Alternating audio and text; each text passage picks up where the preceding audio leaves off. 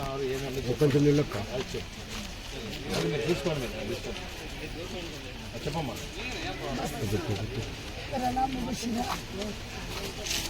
జై జై జగన్, జై జై జగన్, జవాని జగన్, జవాని జగన్, జై జై జగన్.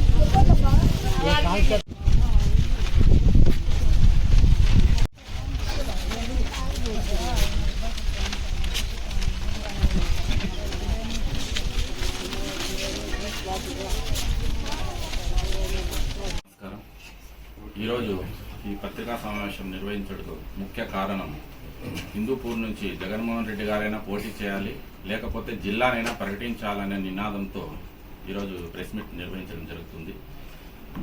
గత 43 ఏళ్ల కాలం నుంచి టీడీపీ గవర్నమెంటే ఇక్కడ గెలుస్తూ వస్తుంది. కాకపోతే హిందూపూర్ని జిల్లాగా తీసుకురాలేక వాళ్ళు విఫలమైనారు. మొన్న గత లోకల్ బాడీ ఎలక్షన్స్ లో మా ఇక్బాల్ గారు జిల్లాని తీసుకొస్తామని చెప్పేసి లోకల్ బాడీ ఎలక్షన్స్ 95% గెలుపొందిన నేపథ్యంలో జనాలు కూడా జిల్లా వస్తుందనే ఆశతో ఆశాభావంతో వైఎస్ఆర్సీపీని దాదాపు 95% గెలిపించినారు.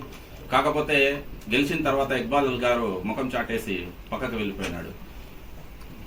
కొత్తగా ఇన్ఛార్జ్ దీపికా గారు వచ్చిన సందర్భంలో నేను జగన్ కావాలి, జగన్ రావాలనే నినాదంతో ఆ రోజు పోషకాళ్ల ఉద్యమాన్ని తలబెట్టినాను.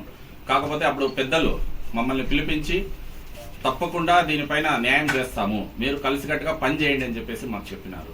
కాకపోతే ఇప్పటి వరకు కూడా దీనిపైన ఎవరు కూడా ప్రశ్నించింది కానీ దీని గురించి ఆలోచన చేసిన విధానాలు కానీ ఏ విధమైన ఇది లేదు.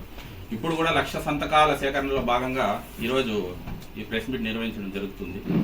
ఎవరు కూడా ఇక్కడ ఉన్న పాలకులు కానీ గత పాలకులు కానీ ఎవరు కూడా హిందూపూర్ గురించి ఆలోచన చేసిన పాపాన పోలేదు. ఈసారి ఖచ్చితంగా వైఎస్ఆర్సీపీని గెలిపించాలనే ఉద్దేశంతో జిల్లాని తీసుకురావాలనే సంకల్పంతో జగన్మోహన్ రెడ్డి గారు హిందూపూర్ నుంచి పోటీ చేయాలని మేము ఆశపడుతున్నాం తప్ప మేము ఎవరికి వ్యతిరేకం కాదు, పార్టీకి వ్యతిరేకం కాదు. గత పాలకులు లాలూచి పడి మా నాయకులైతే ఏమి ప్రతిపక్ష నాయకులైతే ఏమి లాలూచి పడి హిందూపురాన్ని దౌర్భాగ్య పరిస్థితుల్లోకి నెట్టేసినారు. కాబట్టి ఈరోజు ఆ పరిస్థితి మళ్ళా రాకూడదనే ఒక ఉద్దేశంతో జిల్లా కావాలని కోరుకుంటున్నాము. దీన్ని పెద్దలు అయినంత తొందరగా ఇప్పటి వరకు దాదాపు 1 సంవత్సరం నుంచి పోరాడుతున్నాను, కానీ ఎవ్వరూ కూడా దీన్ని ప్రస్తావించలేదు. ప్రస్తావించినా కూడా ఉచిత హామీలు ఇచ్చేసి మేము చేస్తాము, మమ్మల్ని నమ్మండి అని చెప్పేసి ముందుకు పోతున్నారు. కానీ ఇప్పుడు ఆ పరిస్థితి లేదు. సోమవారం వరకు నేను వాళ్ళకి టైం ఇస్తున్నాను.